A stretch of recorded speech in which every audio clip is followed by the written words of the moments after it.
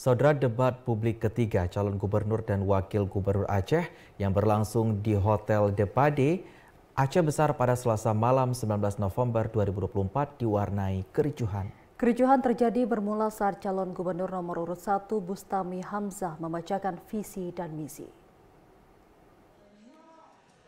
Ketua Komisi Independen Pemilihan Aceh, Agusni Aha, meminta maaf kepada seluruh masyarakat Aceh atas kericuhan yang terjadi saat debat terakhir calon gubernur dan calon wakil gubernur Aceh yang berlangsung di Depade Hotel Aceh Besar pada Selasa malam.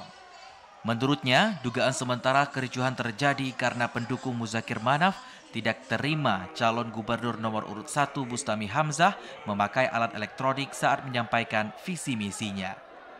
Agusni mengakui sesuai dengan tata tertib setiap pasangan calon tidak dibenarkan untuk memakai alat elektronik. Oleh karena itu, setelah pihaknya berkoordinasi dengan Panwasli, Bawaslu, dan pihak keamanan, maka alat bantu tersebut harus dilepaskan dan tetap melanjutkan penyampaian visi misi calon gubernur nomor urut 1 di sisa waktu 1 menit 12 detik.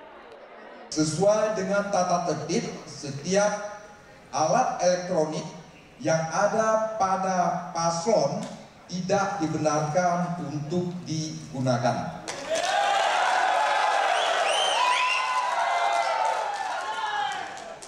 Dua, dugaan terhadap alat elektronik yang digunakan oleh salah satu paslon sudah dilepaskan.